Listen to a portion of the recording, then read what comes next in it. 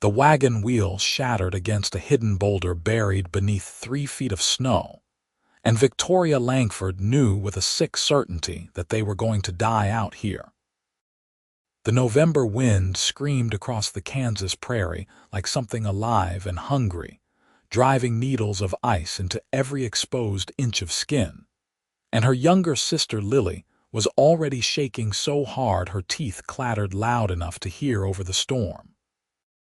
"We need to keep moving," Victoria shouted, but her words were torn away by the blizzard before they could even reach Lily's frost-rimed ears.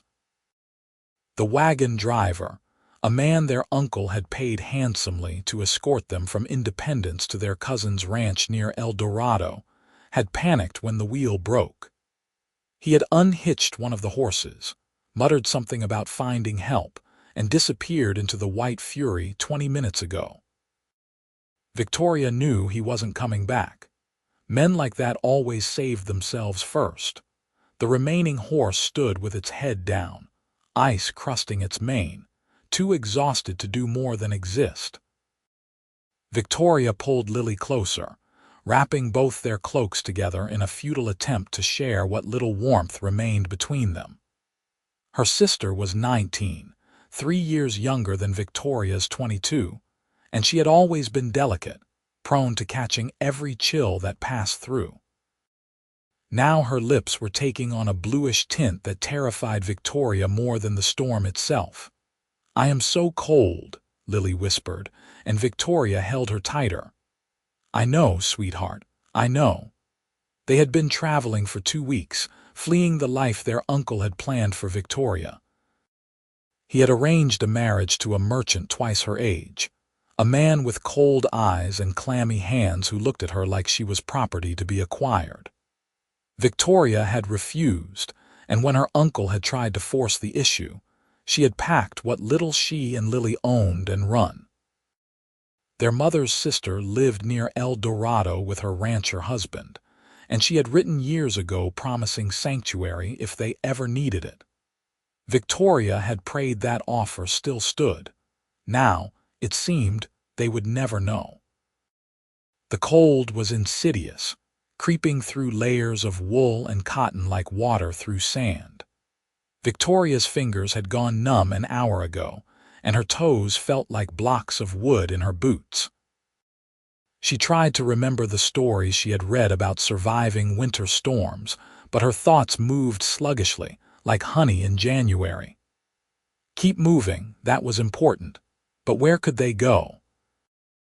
The endless white stretched in every direction, erasing landmarks, swallowing the road they had been following.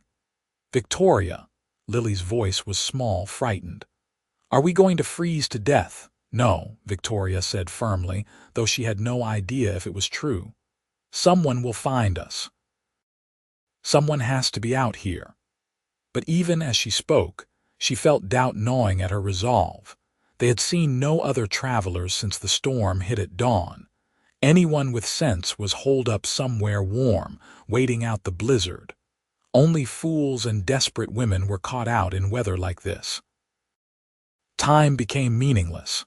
Minutes or hours might have passed. Victoria's world narrowed to the feeling of Lily shaking against her, the burn of cold in her lungs, the endless howling of wind. She thought about their mother, dead these 5 years from consumption. She thought about the small house they had shared in St. Louis, and the garden where roses bloomed every June. She thought about all the things she had wanted to do with her life, all the places she had dreamed of seeing. It seemed impossibly cruel that it should end here, frozen on the Kansas prairie with so much left unlived. "I am going to sleep now," Lily murmured, her eyes drifting closed. "No," Victoria shook her sister hard. "Lily, you have to stay awake, do you hear me? You have to stay awake." But Lily's eyes remained closed, and her shaking had begun to subside. Victoria knew that was bad, knew it meant her body was giving up the fight to stay warm. Panic surged through her, momentarily cutting through her own numbing stupor. She had to do something, had to save her sister somehow, but what? What could she possibly do against the fury of nature itself? She pulled Lily to her feet, or tried to. Her sister was dead weight, mumbling protests. Victoria got her arms under Lily's shoulders and half dragged, half carried her toward the wagon, thinking maybe they could shelter beneath it, use it as a windbreak. But when they reached it, she found the space underneath already filled with drifted snow. She looked at the wagon bed itself, but the canvas cover had torn free sometime during the storm, and the interior was no better protected than standing out in the open. Victoria sank down beside the wagon anyway, positioning herself between the wooden side and Lily, trying to use her own body as a shield. The wind had turned her face into something that felt like carved wood, stiff and unresponsive.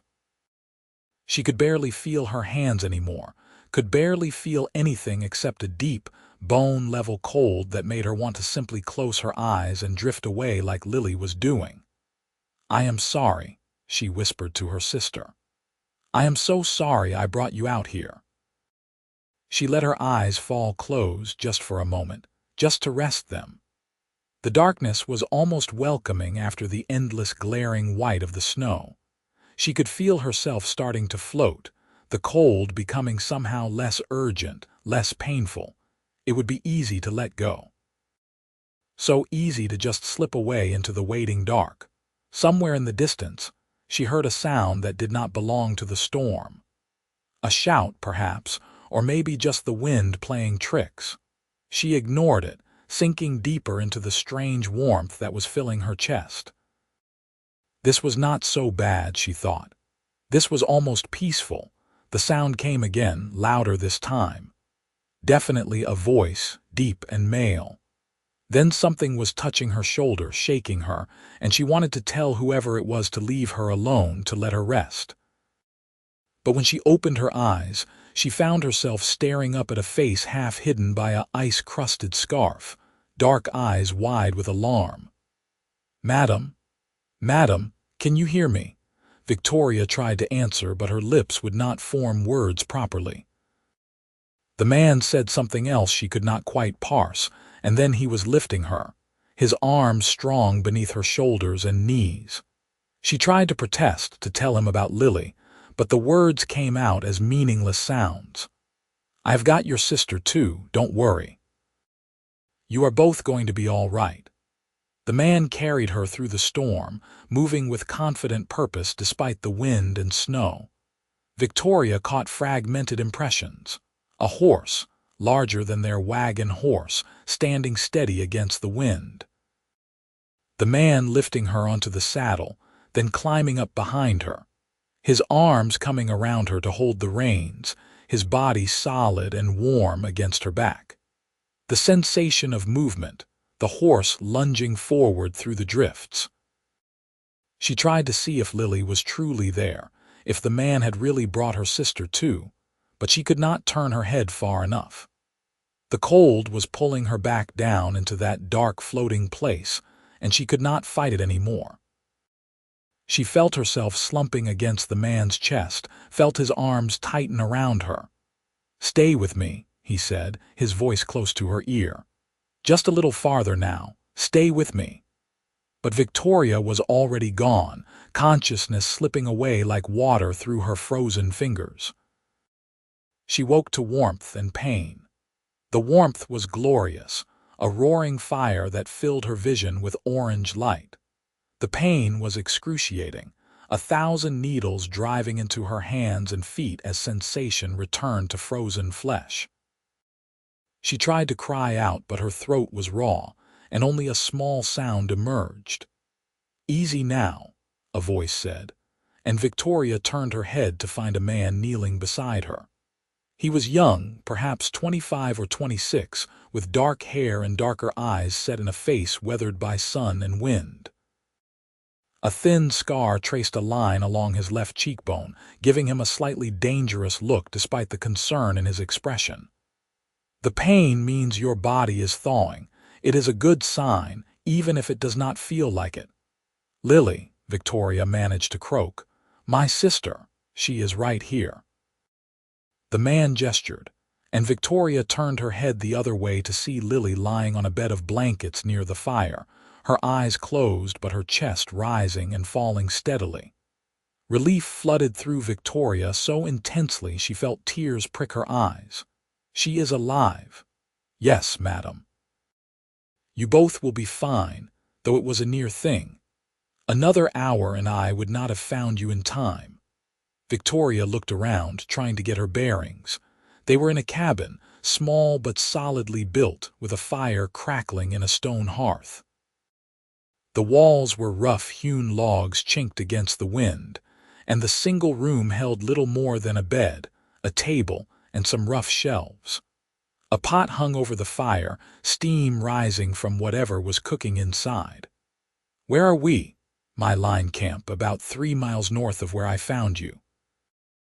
"I have been riding the fence lines, checking on cattle before the storm got too bad. Lucky thing I was out, or I never would have seen your wagon." Victoria tried to sit up, and the man immediately put a hand on her shoulder, gentle but firm. "You should rest a while longer. Let your body recover." "I need to see my sister." "She is resting, same as you need to be doing. I promise she is all right." But Victoria struggled against his hand anyway, and with a sigh he helped her into a sitting position. The room spun for a moment, and she had to close her eyes against a wave of dizziness. When she opened them again, the man was watching her with a mix of exasperation and amusement. "Stubborn," he observed. "Worried," Victoria corrected. She pushed the blankets aside and tried to stand, but her legs refused to cooperate. She would have fallen if the man had not caught her, his hands firm on her waist.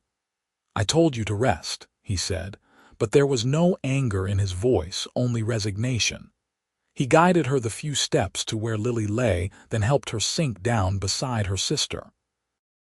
Victoria reached out with shaking hands to touch Lily's face, relieved to find it warm, the awful blue tint gone from her lips. "She was not as far gone as you were," the man said, crouching down beside them. "She went under faster, but her body had not been fighting as long. You were still conscious when I found you, still trying to protect her. You likely saved her life by keeping her close." Victoria stroked Lily's hair, dark like her own, damp from melted snow. "She is all I have left," she said softly. "Our parents are dead, and our uncle is worse than no family at all. The man who was driving your wagon, gone. He took one of the horses and left us when the wheel broke." Bitterness crept into Victoria's voice. She looked up at the man who had saved them. "I do not even know your name." "Zachary Ross." He held out his hand, and after a moment Victoria took it.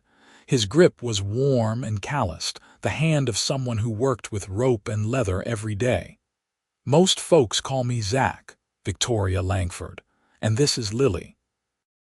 She hesitated, then added, "Thank you for saving us, Mr. Ross. I thought we were going to die out there." "You nearly did." Zach stood and moved back to the fire, ladling something from the pot into 2 tin cups. He brought one to Victoria, pressing it into her hands. "Drink this. It is just broth, but it will help warm you from the inside." Victoria sipped carefully, and the hot liquid burned all the way down her throat in the best possible way. She had not realized how cold she still felt until the warmth began spreading through her chest and belly. She drank half the cup before looking up at Zach again. "What were you doing out in this storm?" "My job." He settled cross-legged on the floor near the fire, cradling his own cup. "I work for the Diamond R Ranch about 10 miles south of here.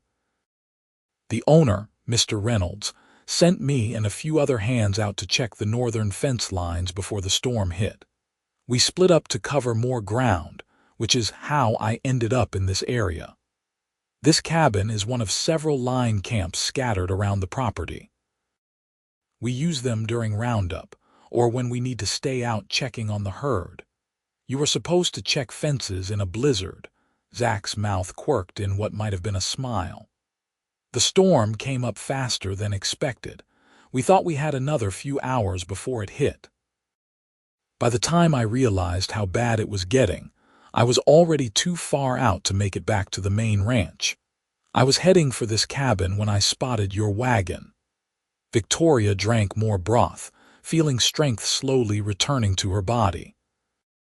Outside, the wind still howled, rattling the cabin's door and windows. How long will the storm last? Hard to say.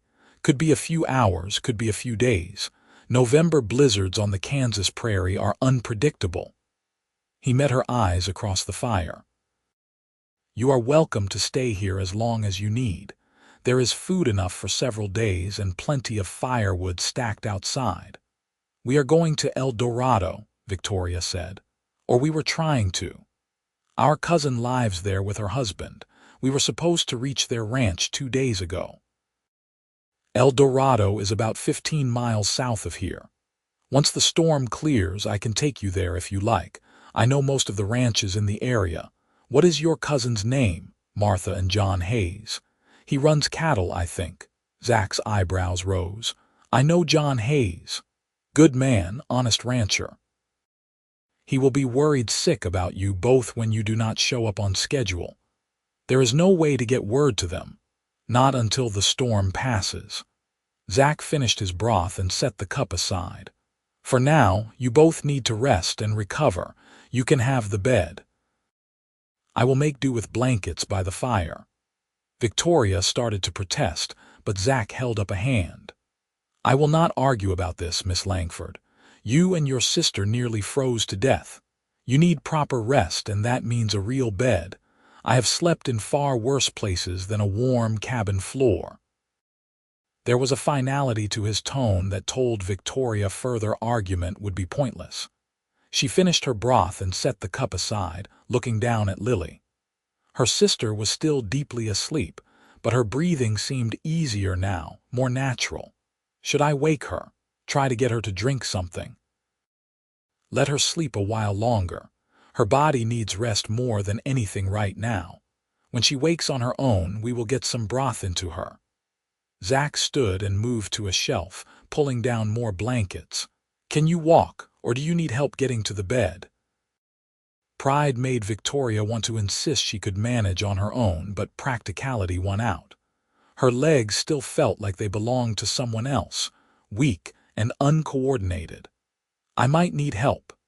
Zach came over and offered his arm, and Victoria gripped it as she levered herself to her feet. The room tilted alarmingly, and she had to lean against him for a moment until the dizziness passed. She was suddenly very aware of how close he was, the warmth radiating from his body, the solid strength of his arm beneath her hand. It had been a long time since she had been this close to any man, and never one who looked like Zachary Ross, all lean muscle and quiet competence. All right, he asked, and Victoria nodded, not trusting her voice. He guided her slowly to the bed, which was narrow but looked impossibly inviting. She sank down onto the mattress with a sigh, and Zach pulled the blankets up around her. Thank you, she said again, feeling like the words were inadequate but not knowing what else to say. For everything. No thanks needed. Zach's dark eyes held hers for a moment, something unreadable flickering in their depths. I am just glad I found you when I did. He turned away to tend the fire, and Victoria watched him for a moment, this stranger who had saved their lives. He moved with an easy grace, economical and sure, the way someone moves when they are completely comfortable in their own skin. He had shed his heavy coat and hat, revealing a blue wool shirt stretched across broad shoulders and dark trousers tucked into scuffed leather boots. His hair was almost black, worn a bit long and curling slightly at the collar. The scar on his cheek should have made him look dangerous, but somehow it only made him more handsome, giving his face character and history. Victoria felt heat rising to her cheeks that had nothing to do with the fire, and she quickly looked away. This was not the time for such thoughts. She was exhausted, still recovering from nearly freezing to death, and she had no business noticing how attractive her rescuer was. She closed her eyes, telling herself she just needed rest, but the image of Zachary Ross stayed with her as she drifted toward sleep. She woke some time later to the sound of voices. For a moment she was disoriented, unsure where she was, but then memory came flooding back. The storm, the cold, Zachary Ross carrying her through the blizzard. She opened her eyes to find lamplight filling the cabin, and Lily sitting up near the fire, wrapped in blankets and talking quietly with Zach. "Victoria." Lily's face lit up when she saw her sister was awake. "You are all right." "I was so worried." Victoria pushed herself into a sitting position, relieved to find her body responding better now. The terrible weakness had faded, leaving only a lingering tiredness. "I am fine. How are you feeling?" "Sore, cold, but alive thanks to Mr. Ross." Lily looked at Zach with open admiration. "He told me how he found us, how you were trying to keep me warm even though you were freezing yourself. You saved my life, Victoria." "We saved each other's lives," Victoria said firmly, "and Mr. Ross saved us both." "Please, just call me Zach," he said, glancing up from the pot he was stirring. "And I was only doing what any decent person would do. Now, who wants stew?" The meal was simple but delicious, thick with chunks of beef and vegetables that must have been stored in the cabin.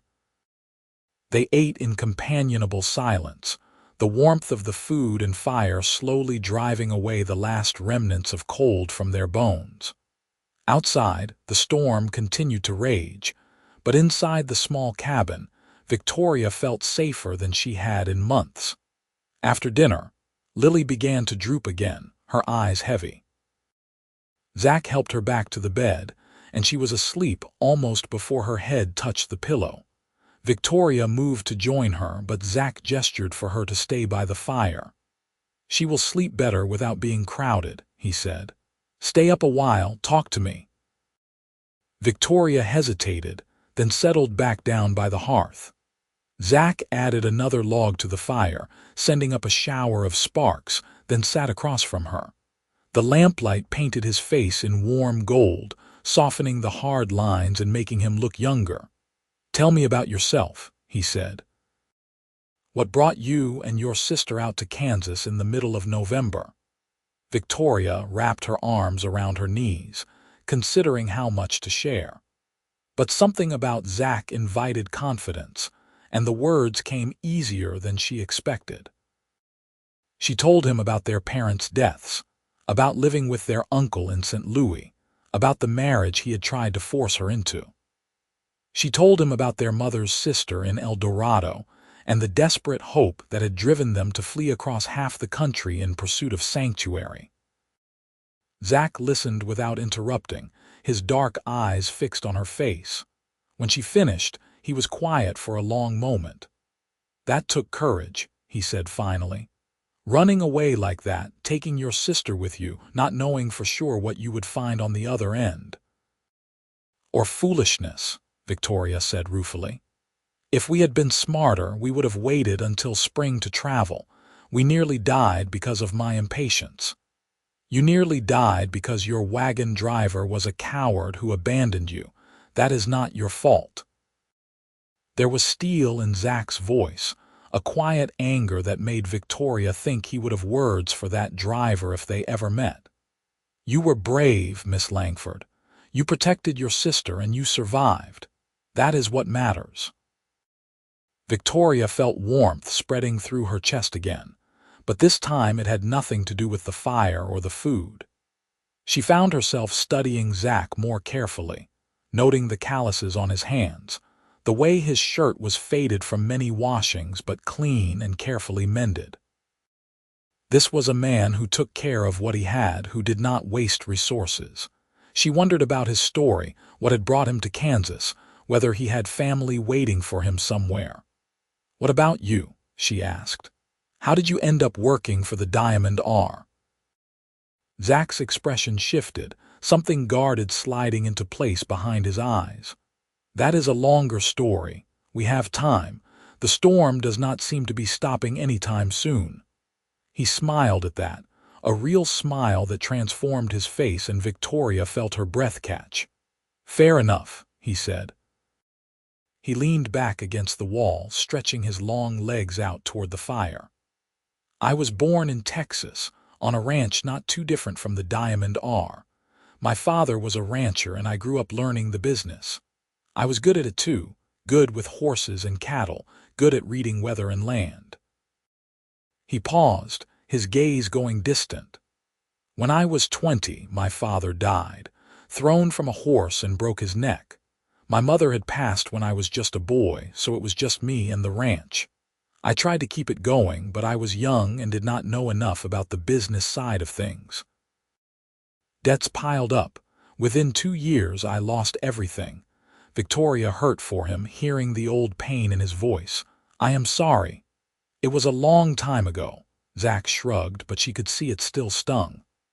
"I spent a few years drifting, working whatever jobs I could find. Hired gun for a while, which is where I got this." He touched the scar on his cheek. "That is not a life I am proud of, but I did what I had to do to survive. Eventually, I ended up in Kansas, heard that Mr. Reynolds was hiring hands for the Diamond R. He took a chance on me 4 years ago, and I have been here ever since." "You like it? Working for someone else instead of having your own ranch? It is honest work, and Reynolds treats his men fairly. But yes, I still dream of having my own place someday. I have been saving my wages, putting money aside. Another few years and I might have enough to buy some land, start small." His eyes met hers across the fire. "It is good to have something to work toward." Victoria understood that feeling all too well. She had spent the last 5 years dreaming of escape, of freedom, of a life that was truly her own. Now here she was, dependent on the kindness of a cousin she barely remembered, with no money and no prospects. The future that had seemed full of possibility when they left St. Louis now felt uncertain and frightening. "What will you do once you reach El Dorado?" Zach asked, as if reading her thoughts. "I do not know. Find work, I suppose, if our cousin will let us stay. Lily is good with a needle. She can sew anything, and I can cook, clean, manage a household. We will figure something out." "You are a survivor," Zach said quietly. "Both of you are. You will be fine." They talked long into the night, the conversation flowing easily between them.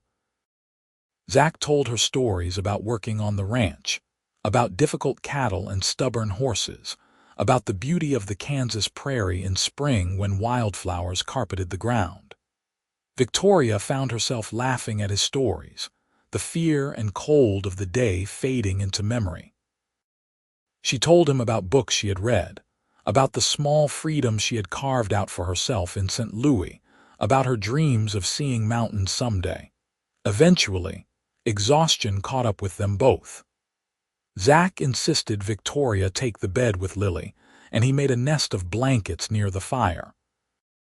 She lay awake for a while, listening to the storm and the quiet sounds of Zach settling in to sleep.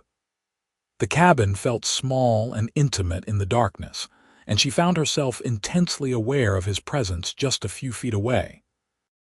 It was strange to feel so safe with someone she had only just met, but she did. She trusted Zachary Ross in a way she had not trusted anyone in a very long time. The next morning, the storm had finally blown itself out, leaving the world buried under several feet of fresh snow. Sunlight streamed through the cabin's single window, turning the drifts outside into something that sparkled like diamonds.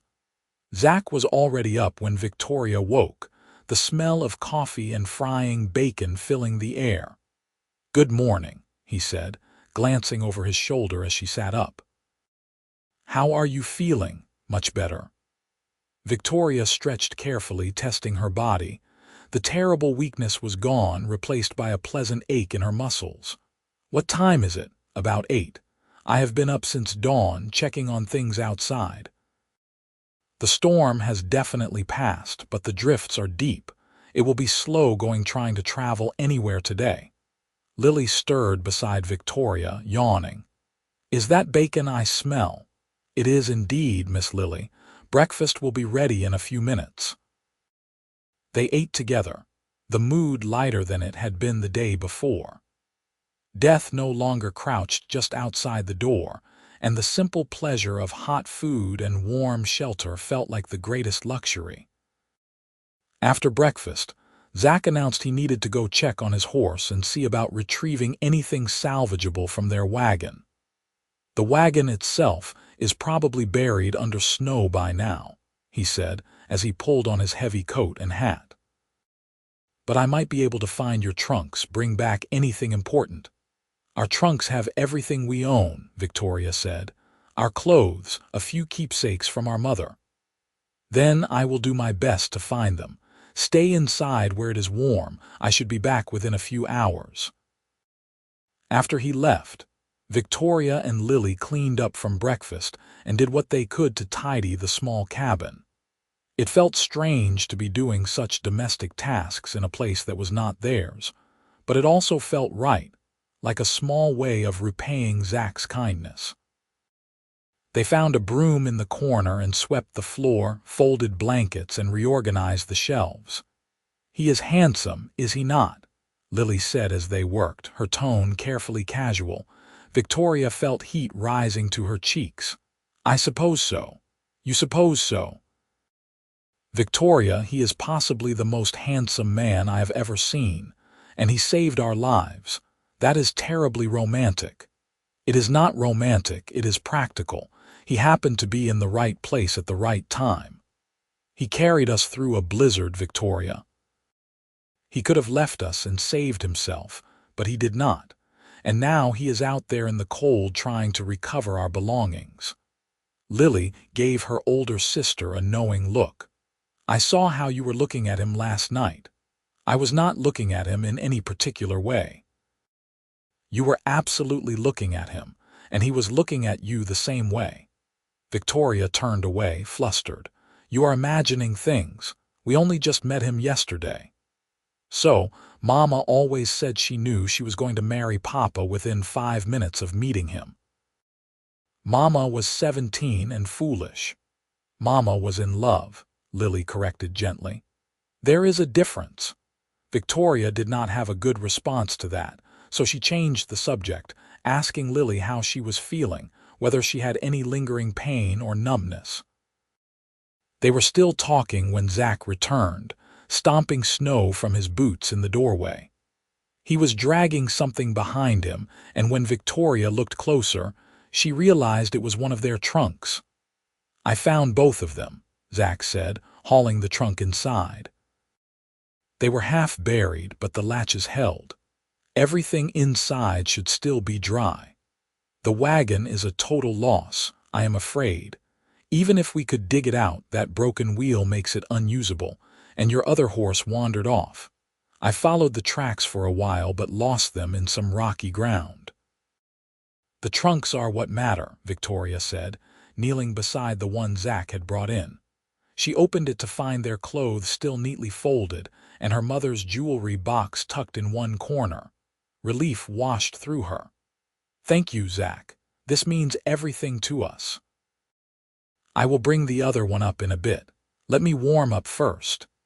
He shrugged out of his coat and moved to the fire, holding his hands out to the flames. "I have been thinking about the best way to get you both to El Dorado. The snow is deep, but my horse is strong. He can carry all 3 of us if we go slow. It will take most of the day, but we can make it." "Today?" Victoria asked, surprised. Part of her had been hoping the snow would force them to stay another night, though she was not sure why. "The weather is clear now and my supplies here are running low. Better to travel while we can before another storm rolls in." He glanced at her, something unreadable in his expression. "Unless you need more time to rest. No, we are fine. If you think we can make it, then we should go." They spent the next hour preparing for the journey. Victoria and Lily changed into their warmest clothes, layering as many skirts and shawls as they could fit beneath their cloaks. Zach packed what remained of the food into a saddlebag, along with some extra blankets. The second trunk was too heavy to bring along with them and their other supplies, so they transferred the most important items into the first trunk, which Zach said he could secure to his horse. By mid-morning, they were ready to leave. Zach's horse, a big bay gelding with a white star on his forehead, stood patiently as Zach secured the trunk and saddlebags. Then he helped Lily up into the saddle, and Victoria mounted behind her. Zach swung up last, his arms coming around both women to hold the reins. It was crowded and awkward, but the horse did not seem to mind the extra weight. "Hold on," Zach said, and they started forward into the snow. The world was transformed by the blizzard, familiar landmarks erased under fresh white. But Zach seemed to know exactly where he was going, guiding the horse through drifts and around obstacles with calm confidence. The sun was bright overhead, and without the wind, the cold was more bearable. Victoria found herself relaxing into the rhythm of the horse's movement, very aware of Zach's solid presence behind her, his arms bracketing her body as he managed the reins. They stopped once to rest the horse and stretch their legs, eating a cold lunch of leftover biscuits and dried beef. Lily was quiet, and Victoria worried she might be overdoing it so soon after nearly freezing, but her sister insisted she was fine, just tired. They remounted and continued south, the horse plodding steadily through the snow. It was late afternoon when they finally saw buildings in the distance.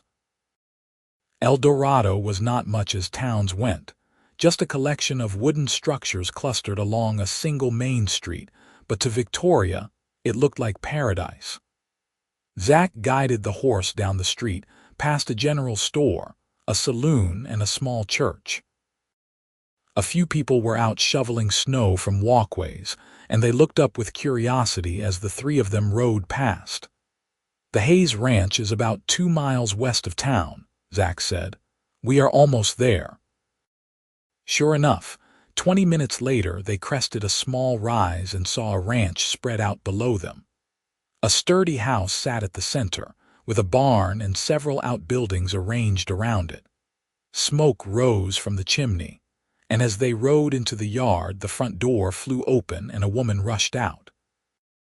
"Martha," Victoria breathed, recognizing her mother's sister despite the years since they had last seen each other. Martha was older now, gray threading through her dark hair, but she had the same kind eyes Victoria remembered from childhood. "Victoria, Lily, oh my Lord." Martha rushed forward as Zach reined in the horse. "We have been so worried. When you did not arrive on schedule, John was about to organize a search party." A man emerged from the barn, tall and weathered, with a full beard going gray. "What happened? Are you both all right?" The story came out in bits and pieces as Zach helped them dismount, and Martha ushered them toward the house. The wagon breaking down, the driver abandoning them, Zach finding them just in time. Martha kept touching Victoria and Lily as they talked, as if she needed physical confirmation that they were real and alive. "You must stay for supper," Martha insisted to Zach as they all crowded into the warm kitchen. "It is the least we can do after you saved our girls." "I appreciate the offer, madam, but I should get back to the Diamond R. Mr. Reynolds will be worried about me." "Nonsense. John can ride over and let your boss know you are safe. You are not going anywhere tonight." Martha's tone left no room for argument, and Zach smiled, accepting defeat. "In that case, thank you. I would be glad to stay." Dinner that evening was a boisterous affair, with John and Martha plying them all with food and asking endless questions. Victoria found herself watching Zach across the table, noticing the easy way he conversed with John about ranching and cattle. He fit here, she realized. He belonged in this world of big sky and hard work in a way she was not sure she did. After dinner, Martha showed Victoria and Lily to a small bedroom at the back of the house. "This will be your room for as long as you want to stay," she said, hugging them both. "I am so glad you made it here safely. When we got your letter saying you were coming, I was so happy. And then when you did not arrive, I was terrified something had happened." "It nearly did," Victoria admitted. "If not for Zachary Ross, we would have died out there. Then we owe him a debt we can never repay." Martha squeezed Victoria's hand. "Get some rest, both of you. We can talk more in the morning." Victoria expected to fall asleep immediately, but instead she lay awake, staring at the ceiling. In the other bed, Lily's breathing had already deepened into sleep. Victoria's mind was racing, replaying the events of the past 2 days. She kept seeing Zach's face as he found them in the storm, kept feeling his arms around her as they rode. She barely knew him, and yet something about him had gotten under her skin in a way no man ever had before. The next morning, Victoria woke to find Lily already up and dressed. They made their way to the kitchen, where Martha was preparing breakfast and humming to herself. John and Zach were outside doing morning chores, their voices drifting through the window. "Did you sleep well?" Martha asked, turning from the stove. "Very well, thank you." Victoria moved to help set the table, falling easily into the familiar rhythm of kitchen work. "You have a lovely home. It is not fancy, but it is ours. John built it himself when we first came out here 12 years ago." Martha smiled, her expression going soft with memory. "We were young and foolish, thinking we could tame the prairie. But somehow we made it work." The men came in for breakfast, bringing cold air and the smell of hay with them. The meal was simple but delicious, and Victoria found herself relaxing in the warm camaraderie of the table. This felt like family, like the home she and Lily had been searching for. After breakfast, Zach announced he needed to head back to the Diamond R. Victoria felt her stomach drop, though she tried not to show it. Of course he had to leave. He had his own life, his own work. She walked with him to the barn, where John had already saddled his horse.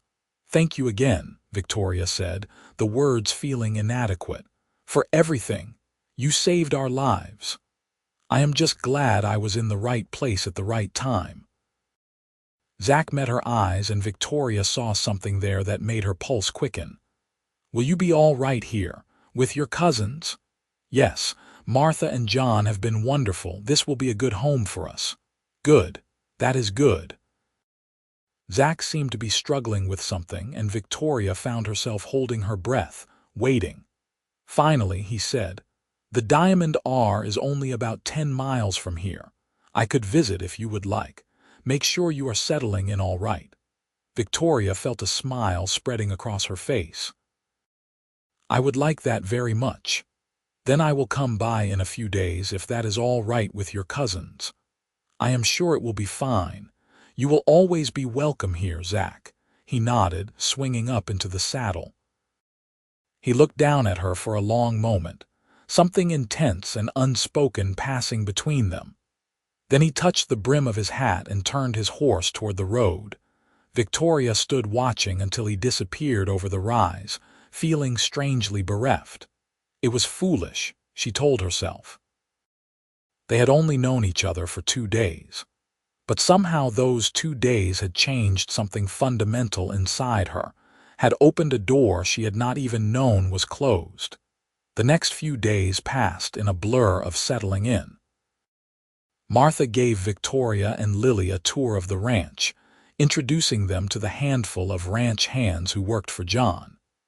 Victoria threw herself into helping with the household work, determined to earn her keep. Lily discovered that Martha had a beautiful garden and spent hours planning what they would plant come spring. True to his word, Zach appeared 3 days later, riding into the yard just as the sun was setting. Victoria had been watching for him, though she would never admit it, and she rushed outside before he even dismounted.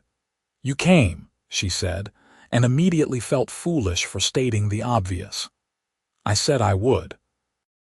Zach swung down from his horse, and Victoria noticed he was carrying something wrapped in cloth. "I brought you something." He held out the bundle, and Victoria unwrapped it to find a book, leather-bound and obviously well-loved. She opened it carefully to find it was a collection of poems. "You said you liked to read," Zach said, suddenly seeming uncertain. "I thought you might enjoy it. It belonged to my mother." Victoria felt tears prick her eyes. "Zach, I cannot take this. It is too precious. I want you to have it. She would have liked you, I think. She always said the best people were the ones who would not give up, no matter what." His dark eyes held hers. "That is you, Victoria. You are a fighter." Martha insisted Zach stay for dinner again, and afterward, Victoria and Zach walked together in the cold evening air. They talked about everything and nothing, their breath forming clouds in the frigid air. When it was time for Zach to leave, he took her hand, his grip warm even through their gloves. "Can I come back?" he asked. "I know I just left and I am already asking to return, but I would like to see you again, Victoria. If you are willing." "I am willing," Victoria said softly. "I would like that very much." After that, Zach became a regular visitor at the Hayes Ranch. He came once or twice a week when his work allowed, always arriving with some small gift, wildflowers he had found on the range, a ribbon he had bought in town, a particularly pretty rock. They would talk for hours, sometimes inside by the fire, sometimes walking the frozen land around the ranch. Victoria found herself looking forward to his visits with an intensity that should have frightened her but somehow did not. Winter deepened, and the prairie was locked in cold and snow. But inside the Hayes house, there was warmth and laughter. Lily blossomed under Martha's gentle care, losing the pinched, frightened look she had worn for so long in St. Louis. Victoria helped Martha with everything from cooking to mending to managing the household accounts, and she felt herself settling into this new life with surprising ease. But it was Zach who occupied her thoughts, Zach who filled her dreams. She found herself memorizing every detail about him, the way his eyes crinkled when he smiled, the scar that traced his cheekbone, the calluses on his hands that spoke of hard work. She learned that he was kind to animals and patient with children, that he had a wry sense of humor and a quick mind. She learned that he dreamed of having his own ranch someday, of building something lasting and good. And slowly, carefully, she let herself fall in love with him. It was late February when Zach asked if he could speak with her privately. They bundled up against the cold and walked to the barn, where at least the wind could not reach them. Zach seemed nervous, which was so unlike him that Victoria felt her own anxiety rising. "Is something wrong?" she asked. "No, or at least I hope not." Zach took a deep breath, his hands twisting the brim of his hat. "Victoria, I know we have not known each other very long, only a few months really, but I feel like I have known you my whole life. You are the first thing I think about when I wake up and the last thing on my mind before I sleep." Victoria's heart was pounding so hard she was sure he could hear it. "Zach, let me finish, please. I need to say this before I lose my nerve." He met her eyes and she saw vulnerability there, a raw honesty that took her breath away. "I love you, Victoria Langford. I think I have loved you since I saw you half frozen in the snow, still fighting to protect your sister. You are strong and brave and beautiful, and I want to spend the rest of my life with you if you will have me." "Oh, Zach," Victoria whispered, tears spilling down her cheeks. "I love you too. I think I have loved you since you carried me through the blizzard, since you showed me that not all men are cruel or selfish. Yes, I will have you. Yes to everything." Zach kissed her then, his lips cold from the winter air but warming quickly as they pressed against hers. Victoria wrapped her arms around his neck, kissing him back with all the pent-up feeling of the past months. This was right, she thought. This was what she had been searching for without even knowing it, They were married in early April, just as the prairie was beginning to turn green again. Martha cried through the entire ceremony, performed by the circuit preacher in the small El Dorado church. Lily stood as Victoria's maid of honor, glowing with happiness for her sister. John Hayes gave Victoria away, and most of the Diamond R Ranch hands showed up to support Zach.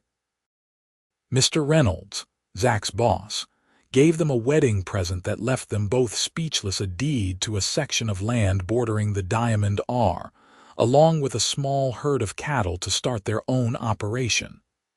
"You have been the best hand I have ever had," Reynolds said, shaking Zach's hand. "I have been thinking about expanding, but I am getting too old to manage more land myself. This way, you get your dream, and I get a neighbor I can trust. We will help each other out, the way ranchers should." Zach built them a house on their new land, working every spare moment through the spring and summer. It was small, just 3 rooms to start, but it was theirs. Victoria helped where she could, and Lily came over often, her nimble fingers sewing curtains and quilts to make the house a home. By fall, they were moved in, and Victoria was pregnant with their first child. The baby came the following spring, a boy they named Samuel after Zach's father. Victoria had been terrified during the pregnancy, worried something would go wrong, but Samuel arrived healthy and squalling, with a shock of dark hair like his father. Zach held his son with such tenderness, and wondered that Victoria fell in love with him all over again. Life on the ranch was hard work, but it was good work. They built their herd slowly, weathering droughts and harsh winters, celebrating good years and helping each other through bad ones. Lily met a young rancher from a neighboring property and married him 2 years after Victoria's wedding. She had 3 children in quick succession, and the cousins grew up running wild together across the prairie. Victoria and Zach had 2 more children, a daughter they named Rose, and another son they called James. Their house grew along with their family, new rooms added as needed. The ranch prospered, and slowly but surely, Zach's dream became reality. They were not rich, but they had enough. They had land and cattle and a home they had built together. On their 10th anniversary, Zach took Victoria back to the line camp where he had saved her and Lily from the blizzard. The cabin was still there, a bit more weathered but still standing. They went inside, and Victoria was flooded with memories of those desperate, frightening hours, and of meeting the man who would change her life forever. "You ever regret it?" Zach asked, pulling her close. "Leaving St. Louis, coming out here. You could have had an easier life back east." Victoria turned in his arms, reaching up to trace the scar on his cheekbone with one finger. "Never," she said firmly. "This is the life I was meant to have. You are the man I was meant to love. Everything that happened, all the fear and uncertainty, it was worth it to end up here with you. I rode out that day expecting to check fence lines and weather a storm," Zach said softly. "I never imagined I would find my whole future half frozen in the snow. Fate works in mysterious ways. Or maybe it was just luck. Right place, right time. Or maybe it was meant to be." Victoria smiled up at him. "Either way, I am grateful for that storm and for you." They returned home as the sun was setting, painting the sky in shades of orange and gold. Their children came running when they heard the wagon. Samuel at 12 already tall and lean like his father, Rose at 8 all energy and mischief, and James at 5 still chubby with toddler softness. Victoria gathered them close, breathing in the smell of sun-warmed skin and prairie grass. That night, after the children were in bed, Victoria and Zach sat on the porch of their house, watching the stars come out. The spring air was mild and sweet, carrying the scent of new grass and wildflowers. Somewhere in the distance, a coyote called, lonely and wild. "Do you remember what you told me that first night?" Victoria asked, lacing her fingers through Zach's. "In the cabin when I asked if you liked working for someone else. I said I was saving up to buy my own land someday. You did it, Zach. You made your dream come true." "We did it," Zach corrected, bringing her hand to his lips. "None of this would mean anything without you, Victoria. You are my dream. Everything else is just the setting." Victoria leaned her head against his shoulder, feeling contentment settle over her like a warm blanket. This was home. Not just the land or the house, or even the children sleeping inside, but this feeling of belonging, of being exactly where she was supposed to be with exactly who she was supposed to be with. The years continued to roll by, each one bringing new challenges and new joys. Samuel grew into a fine young man, as good with horses as his father and twice as stubborn. He married at 22, a sweet girl from town named Ellen, and they built their own small house on the far edge of the property. Rose surprised everyone by deciding she wanted to be a teacher, and Victoria and Zach sent her to school in Wichita, proud and terrified in equal measure. James stayed on the ranch, working alongside Zach, content with the life he had been born into. Martha and John grew old gracefully, still running their ranch with help from hired hands and their own children, who had started arriving a few years after Victoria and Lily came to stay. Lily's children grew up alongside Victoria's, and the extended family remained close, gathering often for Sunday dinners and holidays. There were hard times, too. The drought of 1893 was particularly brutal, leaving their pastures brown and their cattle thin.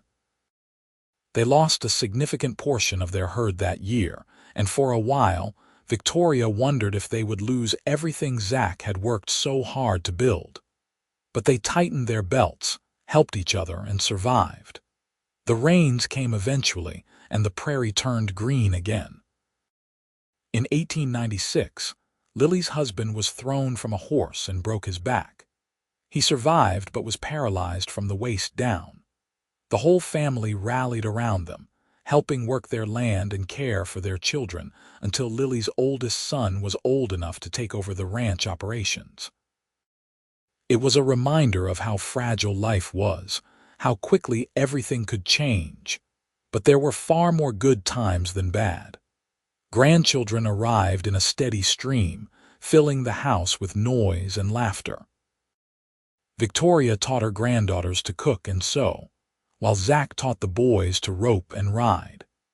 They hosted barn dances and summer picnics, Christmas celebrations that lasted for days, 4th of July celebrations with fireworks that lit up the prairie sky.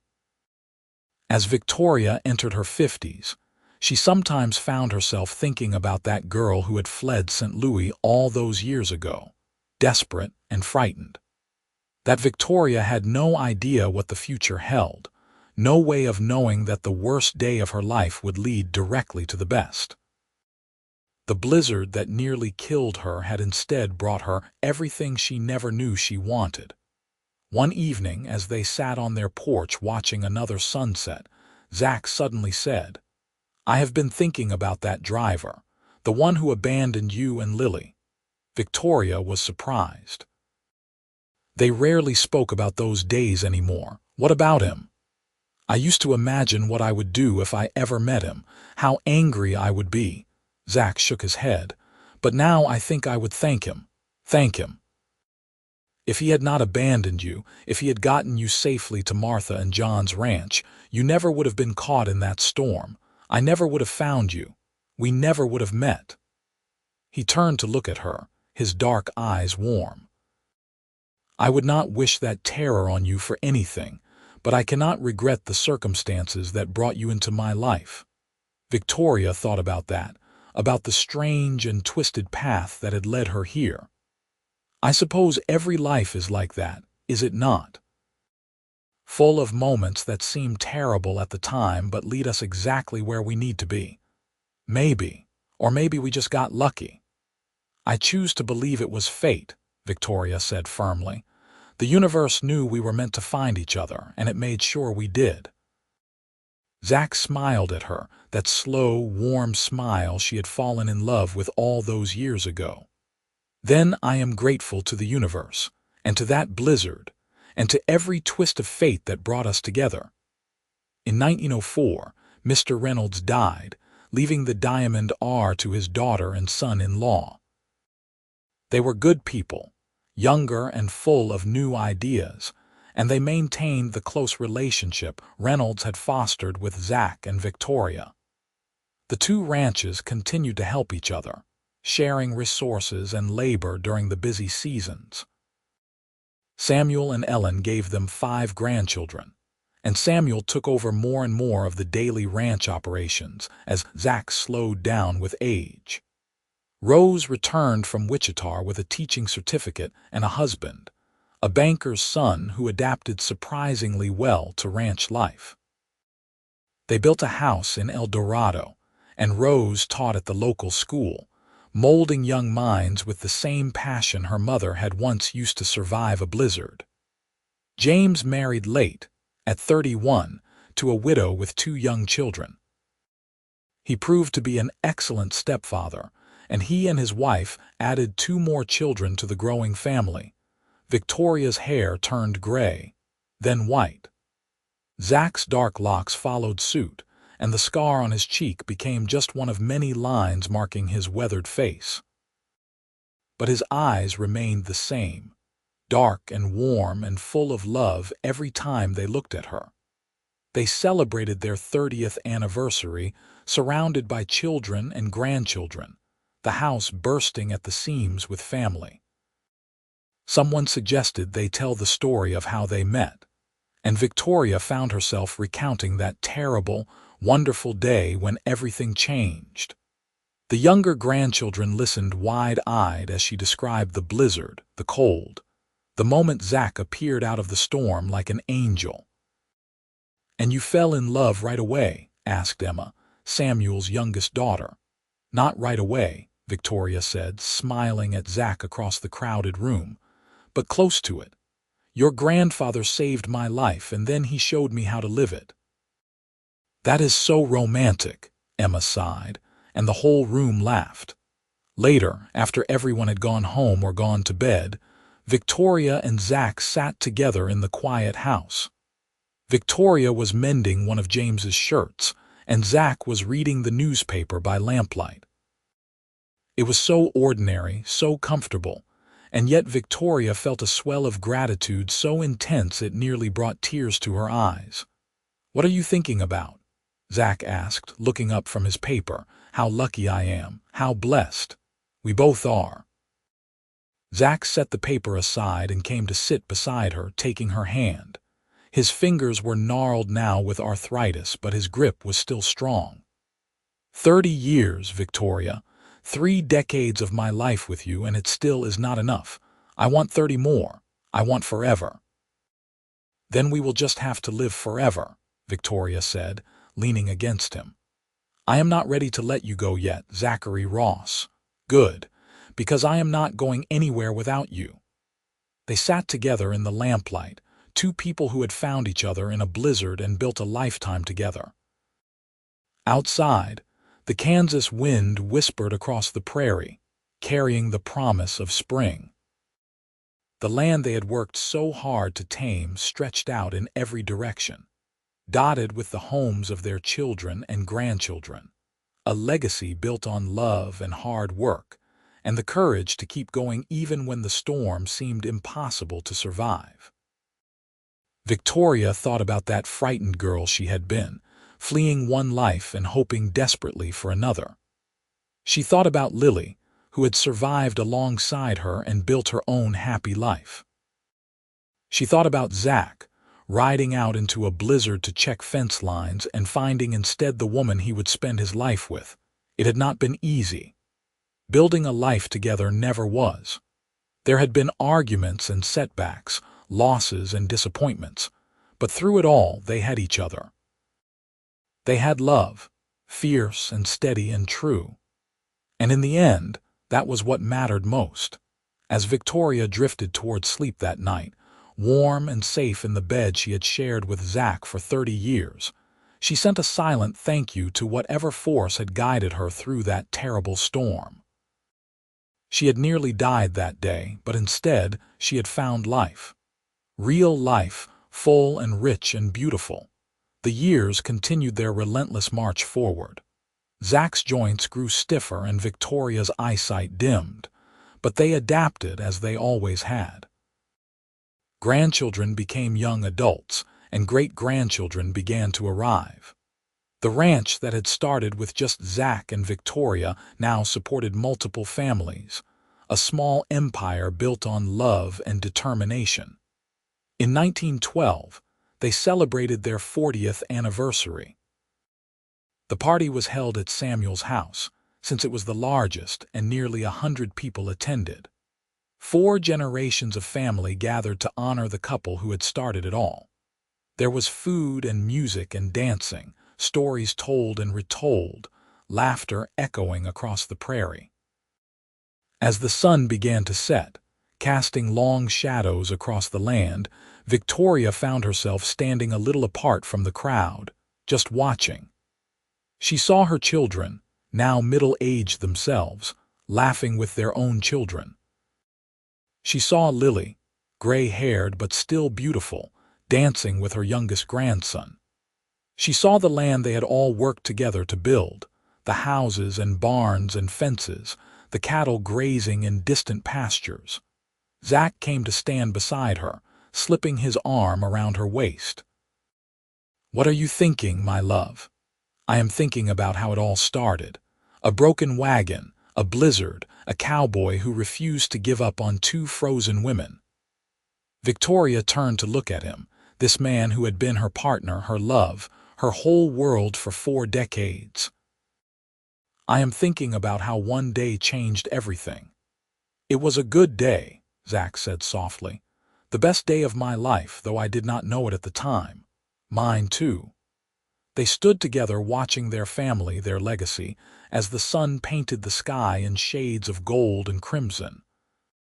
The wind carried the scent of summer grass and wildflowers, and somewhere a child laughed, the sound bright and clear in the evening air.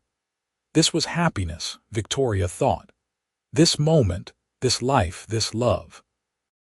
It was everything she had never known to ask for, everything she had never dared to dream. And it had all started with a storm and a stranger who became the love of her life. As the stars began to appear overhead, Zach and Victoria rejoined their family, walking hand in hand across the prairie grass. The party continued around them, full of light and music and love. And for Victoria Langford Ross, there was nowhere else in the world she would rather be, no other life she would rather be living. The blizzard that nearly ended her story had instead written the first chapter of something beautiful. And now, 40 years later, surrounded by the family they had built together, she knew with absolute certainty that every frozen moment, every terrifying second had been worth it, because it had led her here, to love, to home.